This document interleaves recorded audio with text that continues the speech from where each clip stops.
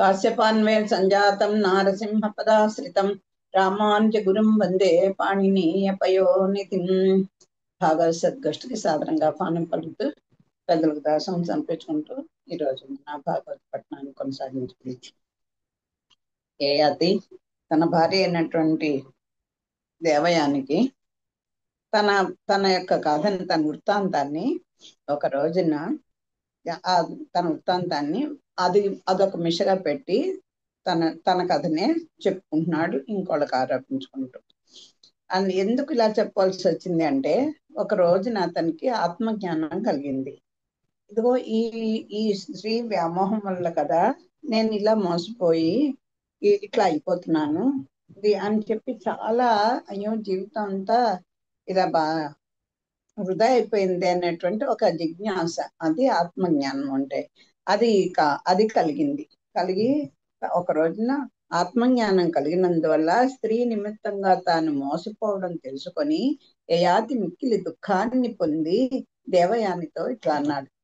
యయాతి దేవయానికి వస్తోపాఖ్యానమునడి వ్యాజంబున స్వవృత్తాంతమును తెలుపుట, తన యొక్క వృత్తాంతాన్ని చెప్తున్నాడు.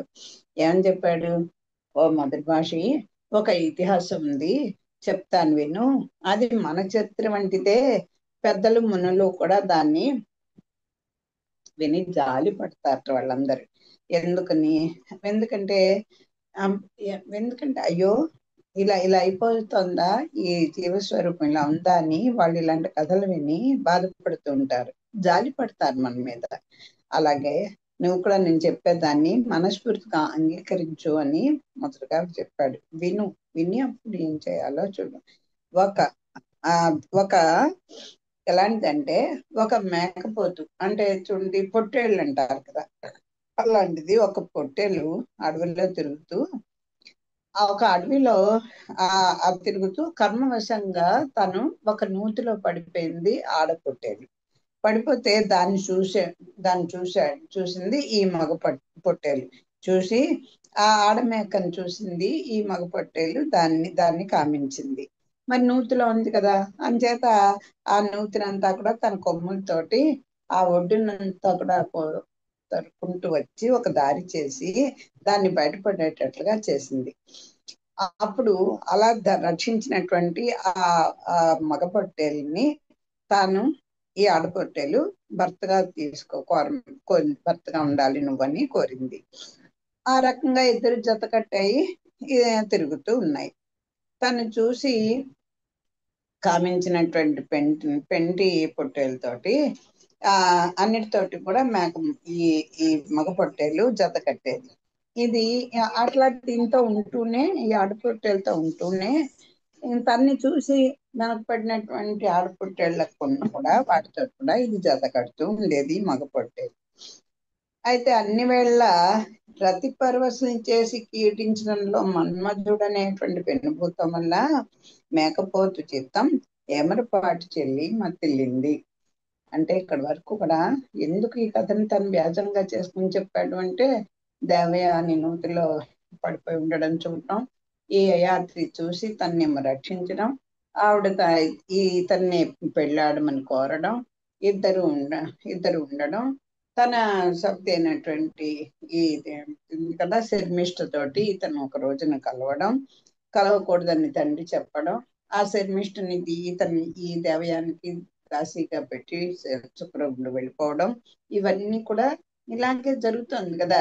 ఒక రోజున ఆ శర్మిష్ఠ ఇది తను ఉండడం, ఈ యయాతి ఉండడం చూసినటువంటి దేవయాన్ని కోపగించుకుని వెళ్ళిపోవడం, అప్పుడు తండ్రితో చెప్పడం, ఇవన్నీ జరుగుతున్నాయి కదా. అలాగే ఈ కథ కూడా అలా జరుగుతూ ఉంటే ఈ మగ పొట్టేలకి రతిక్రీడ మీద విపరీతమైనటువంటి మోహం ఏర్పడి ఏ ఆడపొట్టేలు తన వెనకాల తిరుగుతుంటే వాళ్ళందరితో కూడా క్రీడిస్తూ మొదలెట్టింది.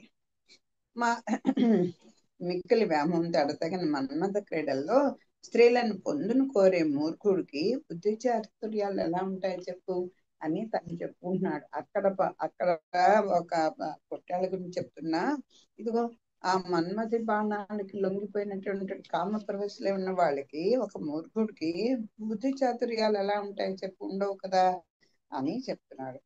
అక్కడి వరకు మనం నేర్చు. అంత అత్యాగంబు తన పిదపన్ తగిలిన చాగి నివహంబు లోపల చూడ ఒప్పడి చాగి ఎందున్ తగిలి క్రీడింపన్ కని నూతి లోపల పడి వెలువడిన చాగి తన పతి వలని నెయ్యంబు లేకుండుటకు వెన్నయ్యై తన మనంబున. సరే, ఒకరోజు చూసింది ఏది ఆడపొట్టేలు ఇట్లా అనుకుంటారు. పిమ్మటి నూతిలో నుండి బయటపడ్డ ఆ ఆడపొట్టేలు తన తర్వాత జత కట్టిన అంటే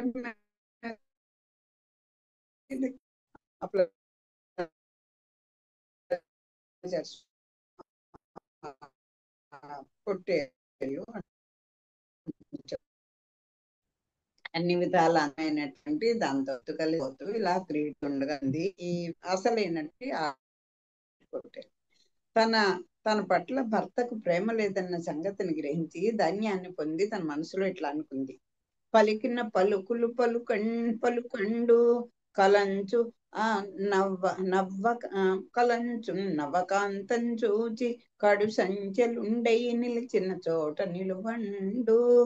నిలువండు నిలువెల్లను కల్లా కామి నిజ మరి కలడే. పలికిన పలుకులు పలకడు, నోరు విప్పితే ఎన్న మాట్లాడదాన్ని పలికిస్తే పలకడు అలా ఉంటాడు. కలంచున్ నవకాంతం చూచి కడు సంచలుడై నిలిచిన చోట నిలువడు. ఎప్పుడు చూసినా నవకాంత కొత్తగా వచ్చినటువంటి ఆ కొత్త పొట్టేలు ఉంది కదా, దాన్నే చూస్తూ ఉంటాడు.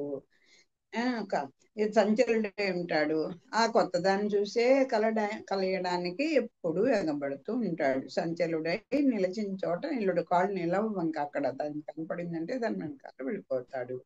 నిలువెల్లని కళ్ళ, ఇదిగో అసలు నిలువెల్ల మోసం అనుకోండి, నాతో ఉండాలా, ఎవరు కనపడితే వాళ్ళ వెనకాల అలా పోతూ ఉంటాడు. నిలువెల్ల మోసమే.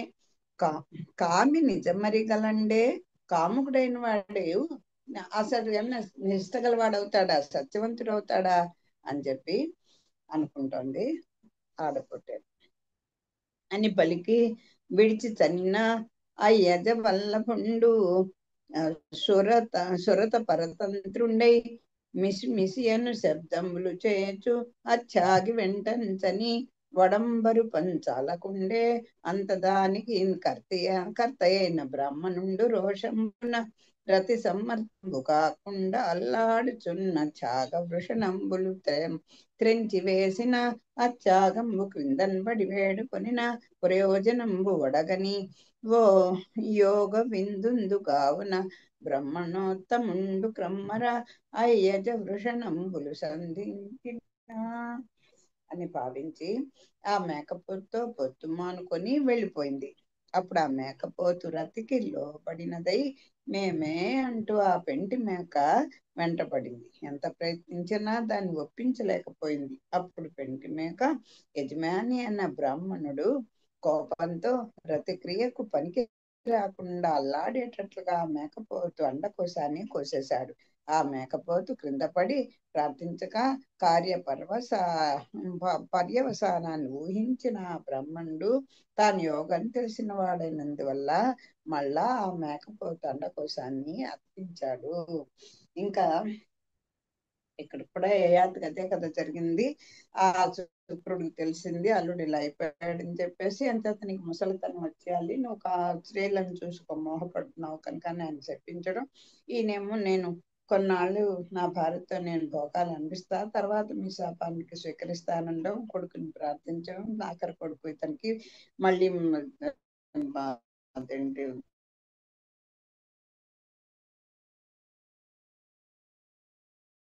ఇవ్వడం, ఇదంతా తనకు ఉంది. ఇక్కడ ఈ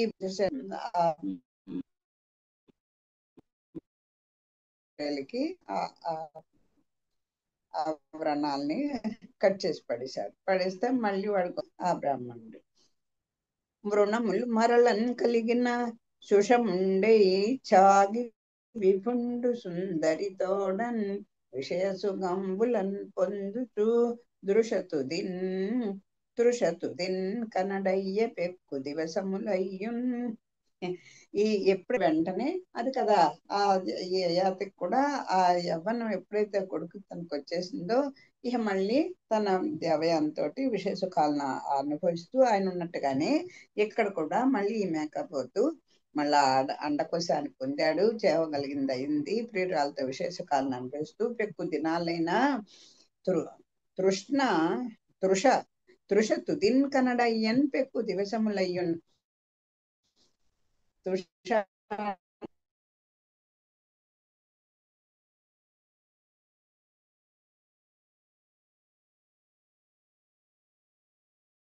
అంటే కోరిక, తృష్ణ అన్నా కూడా అదే. అసలు దానికి తుది ఎక్కడ? ఈ విషయ సుఖాలు ఎన్నిదైనా తృష అంటే ఆశ.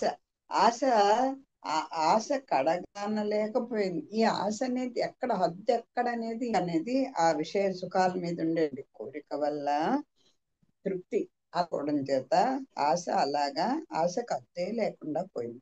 వృత్తాంతంబు కథారూపం అని యాతే కథ చెప్తున్నాడు. తన కథని దేవయానికి తన వృత్తాంతాన్ని కథారూపంగా చెప్పి అప్పుడు యాతి దేవయానికి తన సంగతిని కథారూపంలో తెలియచేసి ఇట్లా అన్నాడు. అబలా నిబిడాతి దుర్జయ సలజ్జాపంగభల్లంబులన్ ప్రబలంబైన మనంబు భగ్నముక నా ప్రావీణ్యమున్ కోలుపోయి బలిష్ఠుండగు కామున్ బారిన్ పడి నేనెట్లోర్చదన్ బంది కత్తెబడిం పాపపున్ తృష్ణ ఇప్పుడట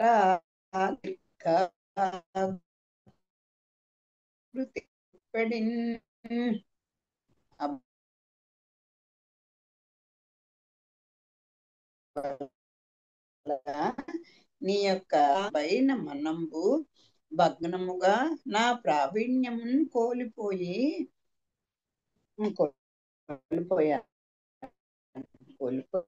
ఏమన్నాడు చెప్తున్నాడు. కాంత దాని కడగంటి చూపులనే బల్లముల వల్ల బలమైన నా మనస్సు భగ్నమైపోయింది.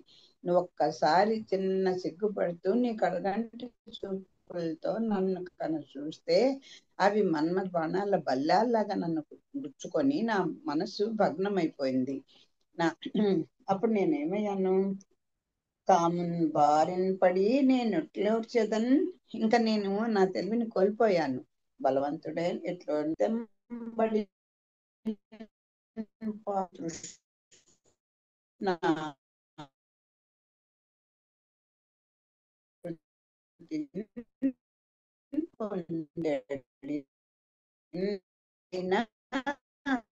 ఆ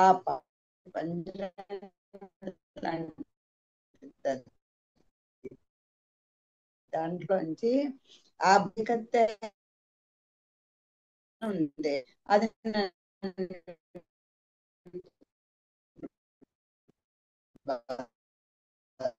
అధికంగా బాధిస్తున్నది. అది ప్రాణముల తల్లినంత ఆ కోరిక అనేది ఎంత బలీయంగా ఉంటుందో ఒక 4-5 పద్యాల్లో చెప్తారు. ఇది ప్రతి వాళ్ళు కూడా తెలుసుకోవాల్సినటువంటిది. అది ఏదో ఒక స్త్రీ సాంగత్యం అనే కాదు, ఏదైనా ఒక సంఘం ఏర్పడుతుంది ముందర. సంఘం అంటే ఏదైనా ఒక మంచి వస్తువుని చూడగానే బాగుంది బాగుంది మనకు కూడా అలా ఉంటే బాగుండు అని అనిపించడం, దాని మీద పదే పదే దాన్నే తలుచుకుంటూ అనుకుంటూ ఆస్వాదిస్తూ అలా చేస్తుంటే ఏదైనా సరే పిల్లల మీద ప్రేమ ఉండి, భర్త మీద ప్రేమ ఉండి, అలా సంసారం అలా కాపీ ఉంటారు చూసారా, అది ముందర ఒక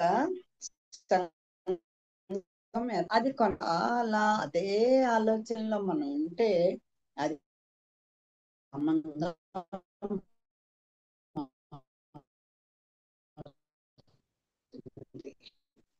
ఇప్పుడు సంఘం అంటే కావాలి అనుకోవడం, కామం అంటే ఏంటంటే ఇంకా అంతటా పోతుంది.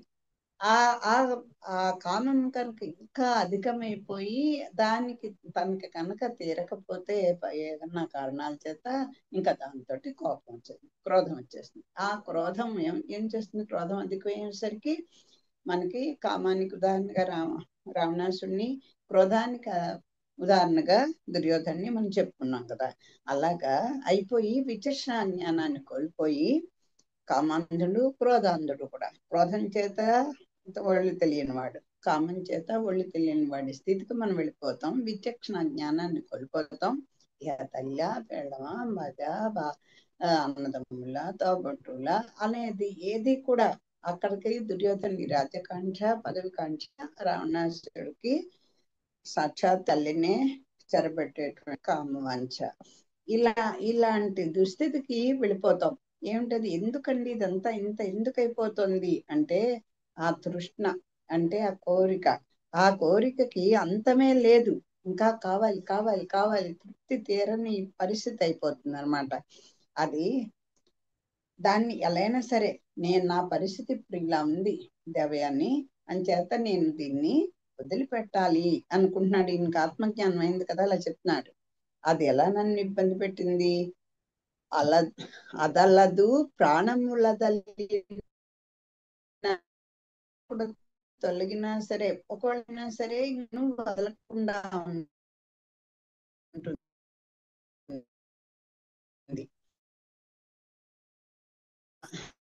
కదలదు సర్వాంగకములు శరీరం, ఆ మనసు ఏమవుతుంది? ఈ ఈ కోరికల మీద దీన్ని విడిపోదు. వదలదు బిగువులు వదలిన జిగిబిగి అంటే శరీరం యొక్క దారుఢ్యము అంటే మనసులో ఉన్నా కూడా ఆ జిగిబిగి చల్లడినా ఈ తృష్ణ అనేది పోదు.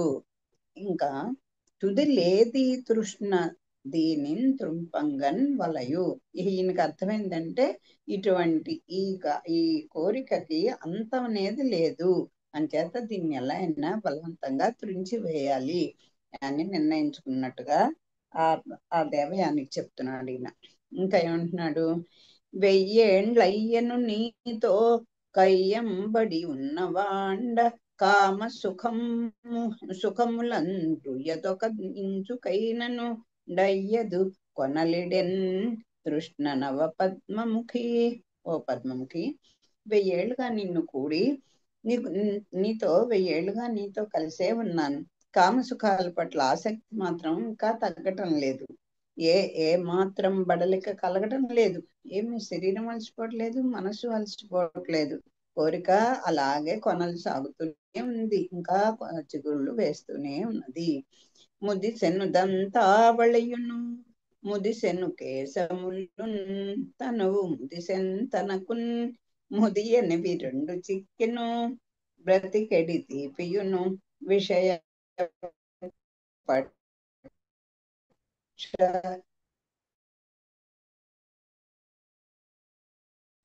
అవే నన్ను వదిలి వెళ్ళిపోతున్నాయి, కానీ నన్ను వదలనివి 2 మాత్రం నా దగ్గరే ఉన్నాయి.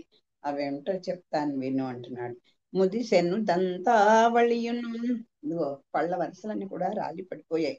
ఇంకా ముదిసెను కేశములను, వెంట్రుకలన్నీ కూడా నెరిసిపోయాయి, ఊడిపోతున్నాయి. తను ముదిసెను అంటే ముదిసి అంటే శిథిలమైపోయాయి కదా, శరీరం కూడా శిథిలమవుతున్నది.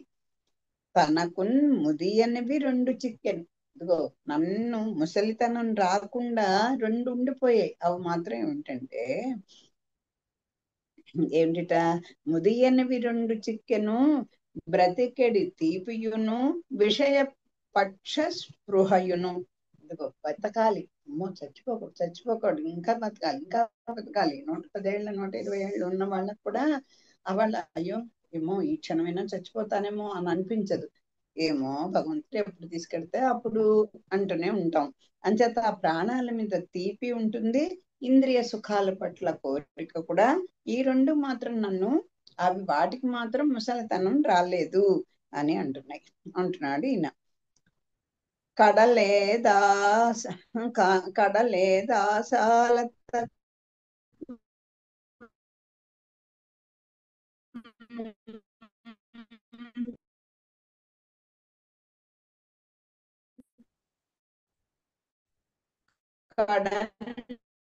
చూడంగ కానరాదు పార్మల దళాక్షి. చెప్పాను కదా, ఈ ఆశాలతాన్ని దేని ఒక స్త్రీని ఆలంబనగా చేసుకున్నాడు ఈయన. ఆ స్తంభం ఎంత పదిలంగా ఉంటే దానికి ఆ లత అలా చుట్టుకుని ఉంటుంది. ఈయన ఒక గుది బండలాగా కదలకుండా ఉన్నాడు, పెద్ద కొండలాగా. ఈ ఆశ అనేటువంటి లత, లత అంటే స్త్రీ కదా ఈవిడ, అలా ఆయన చుట్టుకునే ఉన్నది. అంచేత కడని చూడంగానే కానరాదు. ఇది అలా లత పెరుగుతూనే ఉంది. నా ఆశ అనేటువంటి లత నన్ను చుట్టుకొని అలా పెరుగుతూనే ఉన్నది. ఇక దీనికి అంతం ఎక్కడి దాకా పెడుతుంది అనేది అసలు నాకు కొస ఏమిటనేది నాకు కనపట్లేదు. ఎవరైనా కడన్ కనిరేనిన్ కడుముదమునన్ సంసారమున్ కడన్ గందురు. ఎవరు తెలుసుకోగలండి ఆ ఆశకి అంతం ఎక్కడుందో అనేది? ఎవరన్నా తెలుసుకుంటే కనపడదు. ఎవరికి తెలుస్తుంటా ఆ ఆశని ఎక్కడ వరకు పెడుతుంది, దాని అంతం ఏమిటి అని చూసే వాళ్ళు ఎవరికి తెలుస్తుంది? ఆ తత్వం తెలిసిన వాళ్ళకి ఆ ఆశకు అంతు చూడగలిగితే దాని తత్వం, ఈ ఆశ అనేది కొంతకాలానికి ఇప్పటికైనా అది పడిపోయేదే, ఎప్పటికూ అది శాశ్వతమైనది కాదు, అది శాశ్వతమైన సుఖాలను ఇవ్వదు అనేటువంటి ఆ తత్వం తెలిసిన వాళ్ళు ఉంటారు చూసారా. ఆ ఆశకు అంతు చూడగలిగితే కనుక సంతోషంతో సంసారాన్ని కడముట్టగలరు అని చెప్పేసి, వాళ్ళే ఈ సంసార చక్రం నుంచి విడిపడగలరు. అలాంటి తత్వవేత్తలే, తత్వవిధులే, అలాంటి వాళ్ళే. అంటే ఏదో వాళ్ళు వేరే మనుషులు కారు, మనలాంటి వాళ్ళే. కానీ మనకు కూడా ఈ విషయ వాంఛల మీద కొద్దిగా మనం విరక్తిని పెంచుకుంటూ ఉంటే, దాన్ని వదలగలుగుతూ ఉంటే, మనం కూడా కొన్ని జన్మలకి ఏమో భగవత్ కటాక్షంతో మనం కూడా ఈ సంసార సాగరాన్ని దాటగలం. సంసారం అంటే జనన మరణ చక్రం నుంచి మరు జన్మ లేకుండా బయటపడతాము. మండన హాటక పశువేదండ అశ్వ వధు దుకోల ధాన్యాదులు పెక్కుండియు ఆశాపాసము కండింపంగల్లేవు మరియున్ కడమయ సుమా అంటున్నాడు. అసలు ఈ ఇంకా ఏదో కొరత ఉంటూనే ఉంటుంది కదా అంటాం చూసారా, అలా సుమా, అలా ఉంటూనే ఉంటుంది సుమా అంటున్నారు. ఏమున్నా కూడా ఈ ఇంకా ఏదో కొరత ఉంటుంట.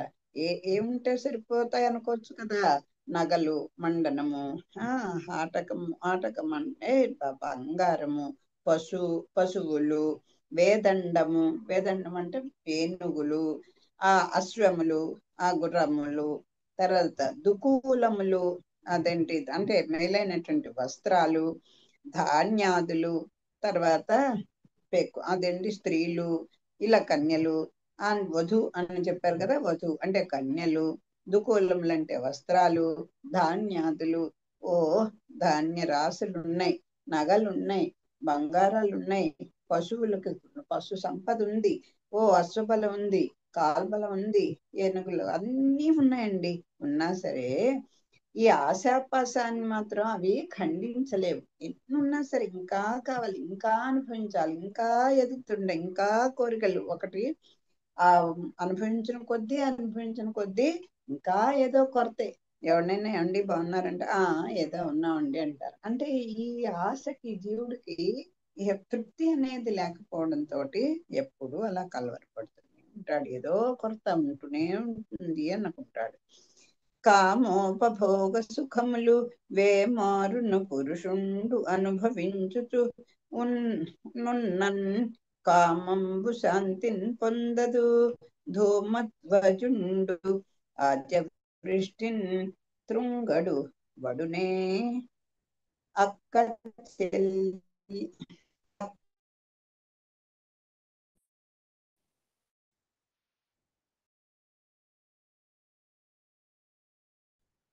తల్లి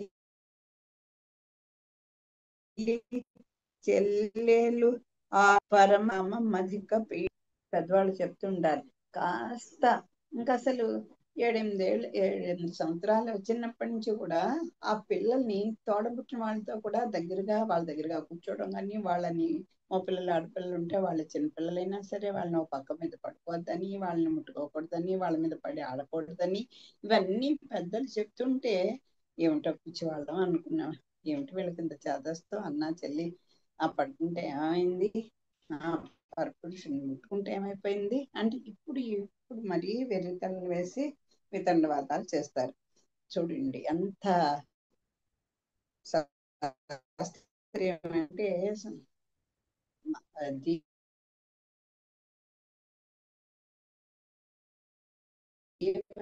తత్వం ఎలా ఉంటుంది పురుషుని యొక్క తెలియన పరమ యోగికైనా సరే బలవంతములైన ఇంద్రియాలు కీడు కలిగిస్తాయి. వాడు మహాయోగి, మనకి ఎన్ని కథల్లో తెలిసలేదు. ఆ అప్సరసలు వచ్చేస్తూ ఉండడం, తపస్సు చేసుకుంటున్న వాళ్ళని ఇచ్చేస్తూ ఉండడం. ఒక అప్సరసలేంటి, ఎంతో మంది ఇప్పటికీ చూస్తాం. కాస్త నియమంగా నిష్టగా ఉండి, కాస్త సాత్విక బుద్ధితో ఉండి, పక్క వాళ్ళని తలెత్తన చూడనటువంటి వాళ్ళని మరీ లొంగ తీసి వాళ్ళని ఇచ్చేయాలనేటువంటి స్త్రీలు ఉంటారు. ఏదో తన దాన్ని తను బతుకుతున్నటువంటి ఆడవాళ్ళని కూడా మగవాళ్ళు కామాంధులై ఇప్పటికీ పీడిస్తూనే ఉంటారు. అవి ఎందువల్ల అంటే ఈ ఇంద్రియాలు ఉన్నాయి చూసారా, అవి ప్రేరేపిస్తుంటాయి. మనసు నాడు ఏం చేస్తాడంటే ఆ ఇంద్రియాలని తన లొంగ తీసుకుని ఇలా ఉండు, అలా మాట్లాడు, ఇలా చెయ్యి, ఇలా తలంచు అని అలా ప్రేరేపిస్తాడు. వాటికి లొంగిపోతాడు ఈ జీవుడు. ఎవరు పరమయోగులకైనా సరే బలవంతములైనటువంటి ఇంద్రియాలు ఎప్పుడు కీడు కలిగిస్తూనే ఉంటాయి. అందుకే మంచి ఆలోచన ఉండాలి, మంచి పని ఉండాలి, మంచి తలంపు ఉండాలి, మంచి సజ్జన సాంగత్యం ఉండాలి. అన్ని అలా ఉంటూ ఉంటేనే అది కొండదు ఒక టైంలో. అలాంటిది అలా ఉంటాయి కనుక ఏం చేయమంటున్నాడు, వేమారున పురుషుండు అనుభవించుచునున్నన్ కామంబు శాంతి పొందదు. ఈ కోరికలు అనేవి వాటిని ఆ శాంతి పొందలేడు. ఏమిటి కామభోగ సుఖాలన్నీ కూడా ఎంత జాగ్రత్తగా ఉన్నా ఇవి ఎదురు తిరిగి వాళ్ళని లొంగ తీసుకున్నట్టు చేసేస్తాయి. ధూమధ్వజుండు ఆద్య వృష్టిని తృంగడు వాడునే అండ్ ఇంకా ఏం చెప్తున్నారు, ఓ పద్మనైనా పరమ యోగికైనా సరే బలవంతములైన ఇంద్రియాలు కీడు కలిగిస్తాయి. అందుకే తల్లి కూతుళ్ళైనా సరే, అక్క చెల్లెండ్రైనా సరే వాళ్ళతో కలిసి ఒకే పాన్పు మీద కూర్చోకూడదు అని శాస్త్రం చెప్పింది కదా అని చెప్తున్నారు. వెంగలి విత్తై తిరుగక కంగారై చెడక ముక్తిన్ కాంక్షించు అత్తండు అంగన్ల తోడ విడువని సంగడముల వదల వలయు జలజాతముఖి. ముక్తి పొందేవాడు మూర్ఖుడై సంచరిస్తూ కలతపడి చెడిపోకుండా స్త్రీలతోటి సాంగత్యాన్ని వదులుకోవాలి.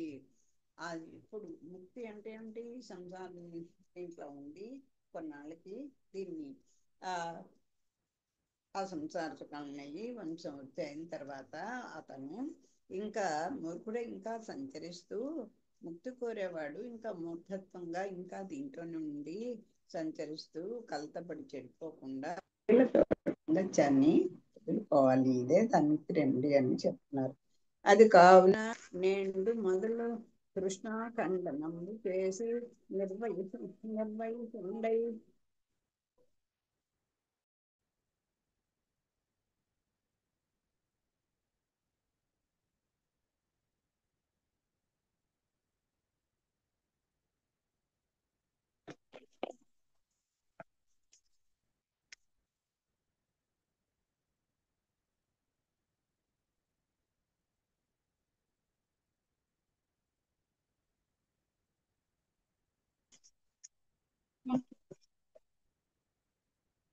హలో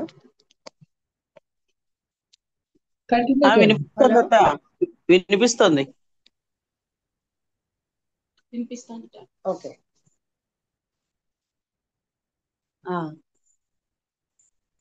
అంజద్ ఓ కమలముఖి, ముక్తి కోరేవాడు మూర్ఖుడై సంచరిస్తూ కలతపడి చెడిపోకుండా తోటి సాంగత్యాన్ని వదులుకోవాలి.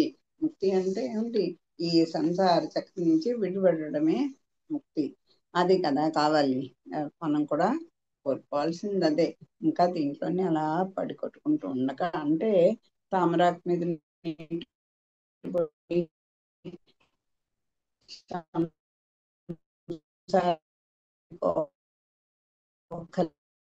లేదు. ఈ